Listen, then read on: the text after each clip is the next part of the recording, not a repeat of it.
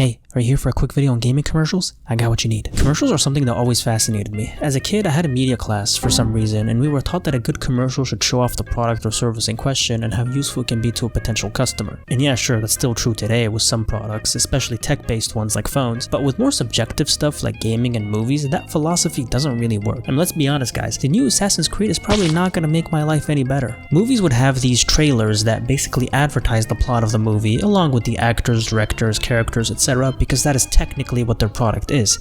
Entertainment in the form of being told and shown a story. But games, on the other hand, are often much more than just their stories. So what do? Well, you gotta make a commercial that sticks out, that leaves viewers with something that, when they see the game at GameStop or something, they can be like, oh yeah, I know that game. This leads to a sort of funnel effect where you capture people's attention with an interesting commercial that anyone could understand. It's the Legend of Zelda and it's really rad. Those creatures from Ganon are pretty bad. Which leads to them recognizing your game, which leads to them wanting to learn more about it, and hence you get more potential buyers. If you want proof of this, just look at r/commercials I hate. Sure, the commercials aren't loved per se, and some of them are straight up diabolical, but still, they're memorable and probably got one or two people interested in whatever it is they were advertising. Older gaming commercials were awesome. These were made at a time where people actually used their TVs for something besides watching Netflix and Crunchyroll, so they had to cast the widest net they could to get people's attention. Sonic 2 handles stubborn stains, embarrassing bald spots, no problem.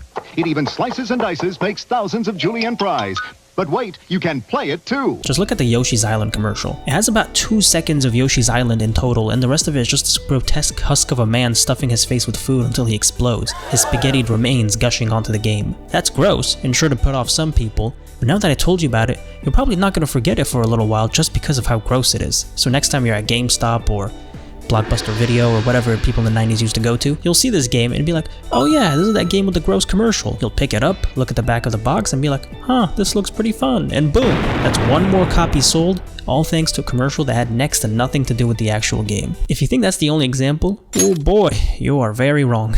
Look at Super Smash Bros. For the Nintendo 64. It's a game about Mario and other Nintendo characters fighting each other. That's a game that sells itself on concept alone, so why bother with a commercial that goes like, this is a game where Mario can Kirby in the crotch, but watch out for Donkey Kong, when you can just get a bunch of guys in these costumes beat each other up and sell 5 million copies. Again, this does nothing to really tell me about the game, but sure as hell gets me interested, and it's like, yeah, this is what I want to spend $60 on. But now, fast forward to current times, and things change quite a bit. I think I can safely say that these super goofy, zany commercials for games are all but extinct, and what we have instead is what we now call trailers, which are pretty much exclusively available on social media and almost nothing else. And now the line between advertisements for movies and advertisements for games is blurred to the point where it's almost indistinguishable. You have these ultra blockbuster level cinematics and dramatic music and sound effects, and it's like, chill guys, it's just Worms Armageddon. Not just that, but it's very likely for a game to have many trailers: an announcement trailer, story trailer, cinematic trailer, gameplay trailer, launch trailer, trailer park. The idea behind this setup is that they can show off different parts of the game separately that come together to give you a more complete preview of the game compared to just,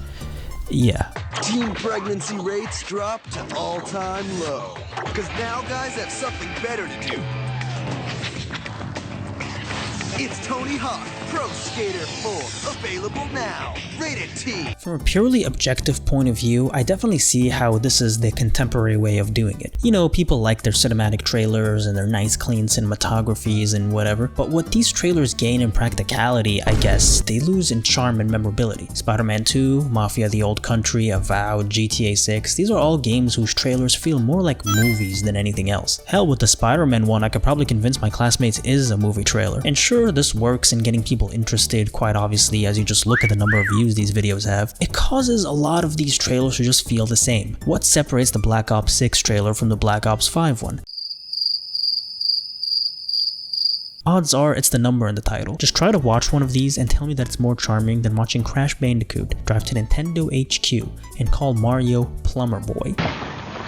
Hey, plumber boy, mustache man, your worst nightmare has arrived. Pack up your stuff. I got a little surprise for you here. Check it out. What do you think about that? They just don't make them like that anymore, and each commercial used to really stand out and feel different. This is to say nothing of those modern phone game ads that are just straight up false advertising. I hope everyone here knows this is not at all what the actual game looks like, and even if it is, Why the hell would you even play this? It's like, oh, should I win or should I lose? How could they put these out there in good conscience? Do they not fear God? Anyway, now am I saying that all trailers need to be these silly, goofy, cheesy ones?